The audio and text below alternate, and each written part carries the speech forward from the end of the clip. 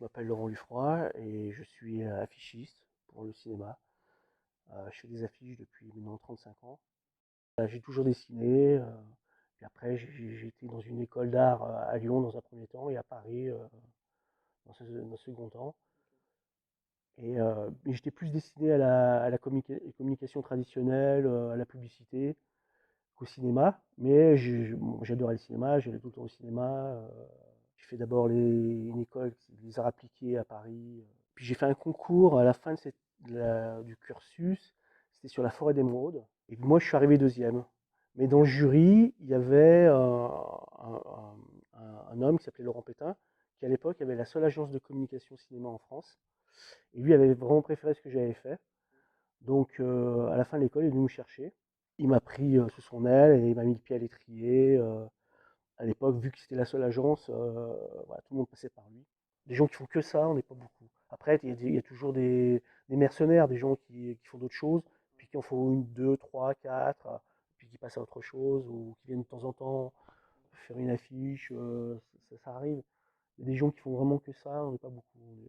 Je dirais, je sais pas, une quinzaine, quoi. Aujourd'hui, je travaille sur 15-20 films par an, pas plus. À une époque, j'en faisais 80.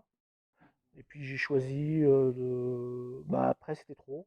Et donc, voilà, maintenant, je fais 15-20 films par an. Mais j'essaie de bosser qu'avec les gens vraiment avec qui j'ai envie de travailler.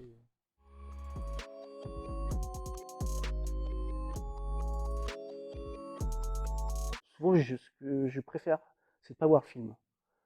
C'est de lire le scénario, de discuter peut-être avec le metteur en scène ou le producteur, me faire mon idée du film, de ne pas être prisonnier du film, de ne pas être prisonnier des acteurs, de ne pas être prisonnier d'une scène.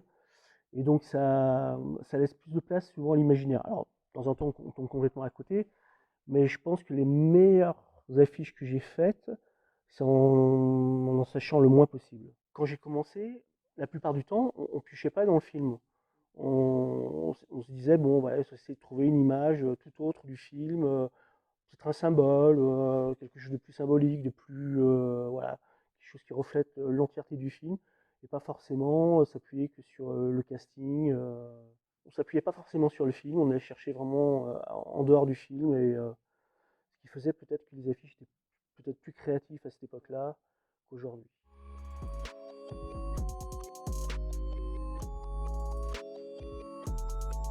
Je trouve qu'une bonne affiche, ça ne sert souvent qu'une idée. Après, il faut arriver à synthétiser, à se dire, voilà, on va aller que dans cet axe-là, et accepter l'idée on va défendre cet axe-là. Mais voilà, souvent les gens sont très frileux, ils se disent ouais mais mon film c'est pas que ça, c'est aussi ça, c'est aussi ça. Mais à un moment voilà, il faut faire des choix.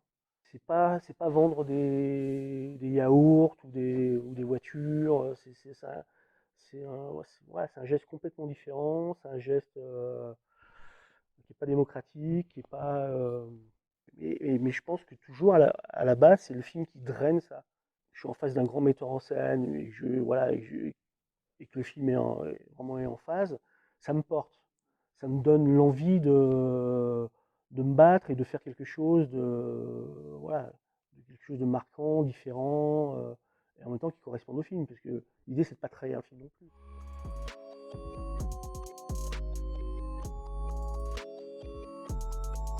Le marketing est arrivé dans les années 90 à peu près. Aujourd'hui, il est très présent. Et le problème du marketing, c'est quelque chose qui est, à mon sens, souvent anti-créatif. Dire, il s'appuie trop sur des choses qui sont référencées, où il faut cocher un peu toutes les cases.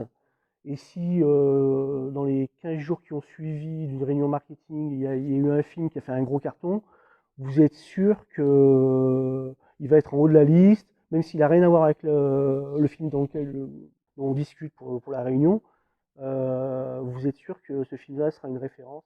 Quand j'ai fait Amélie Poulain, le nombre de gens derrière, de producteurs ou de metteurs en scène m'ont demandé j'aimerais bien avoir une affiche un peu comme Amélie Poulain et tout. Je leur faisais l'affiche un peu comme Amélie Poulain, et puis la première réaction qu'ils avaient, ah mais ça fait peut-être un peu trop Amélie Poulain. Ça. Ben oui, et puis c'est pas leur film. Donc euh, comme aujourd'hui en ce moment, c'est plutôt, on me demande souvent de faire des affiches un peu à la Adieu les cons. Euh, Voilà. Mais ça marche avec Adieu les cons, ça marche pas avec les autres. Et voilà. Mais ça, c'est le problème du marketing, je trouve. Euh, et puis après, c'est lié aussi au film.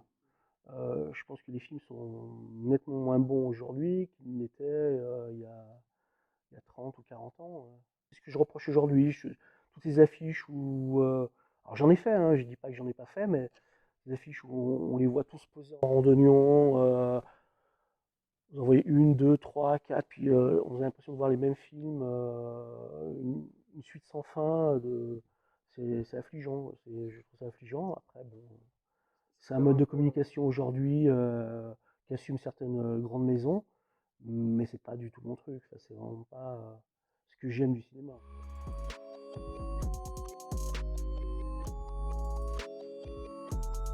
Moi, la plupart du temps, je préfère être avec le metteur en scène, du côté du metteur en scène. Souvent, c'est 3 à 4 années de sa vie, alors que pour un producteur, il a d'autres films. Et puis, le mode de la production aujourd'hui a beaucoup changé. C'est-à-dire, les gens qui produisent sont des gens qui font du montage financier. Le côté émotif, il est moins important qu'il y a 30 ans ou 40 ans où certains producteurs mettaient leur propre argent.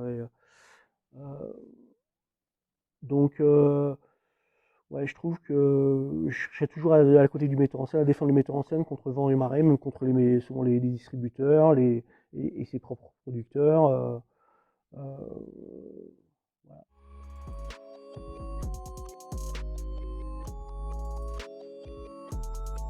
À chaque fois qu'ils ont fait appel à moi, c'était pour avoir une vision complètement différente. Donc, ils me laissaient assez libre. Ils me disaient, voilà, ils me donnaient un cadre. D'ailleurs, beaucoup de metteurs en scène fonctionnent comme ça souvent avec moi aujourd'hui, ce qui n'a pas toujours été le cas. Mais c'est pour justement avoir ma propre vision du film. Ils avaient essayé, eux, de leur côté, donc avec tout le marketing. Et puis, je pense qu'à un moment, ils se retrouvaient coincés et ils disaient, tiens, on va essayer avec Lufroy pour avoir une vision complètement différente. Voilà, il y a des agences là-bas, ce qui n'était pas le cas quand j'ai commencé. Il y avait beaucoup de Français, il y avait beaucoup d'affiches françaises, c'était vraiment une culture très française, l'affiche. Puis aux États-Unis, c'était pas très important. C'était pas un support super important. C'est devenu important quand il y a eu la vidéo avec les blockbusters dans fin des années 80, début des années 90, où ils se sont aperçus que les gens, quand ils allaient dans les magasins, ils réagissaient ils achetaient ou ils louaient grâce à la pochette. Donc, d'un coup, ils ont dit, ah, c'est un véritable intérêt.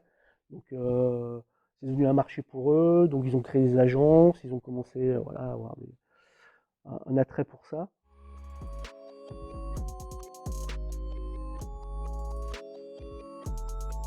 Le cinéma, c'est beaucoup formaté. Quand j'ai commencé, les scénarios, il y avait des scénarios de toutes formes. Il y en a qui arrivaient avec des morceaux de pages, et puis avec des indications, des illustrations à côté. Ce scénario, il s'est formaté au fur et à mesure. Il est passé de 120 pages à 90 pages aujourd'hui. 90 pages pour 1h30, c'est-à-dire 1 minute par page. Euh, voilà. Et donc ça c'est un peu dommage. Donc ça a formaté le cinéma. Et puis après, je trouve que, par exemple, dans les grandes écoles de cinéma, ils sont nourris que de cinéma. Ils ne sont pas nourris d'autre chose. Euh, donc je trouve que le cinéma est devenu un peu consanguin. Il se nourrit de lui-même et il parle de lui-même tout le temps et il parle même souvent même de mauvais films et ils font référence à de mauvais films et ces mauvais films deviennent des références et ainsi de suite.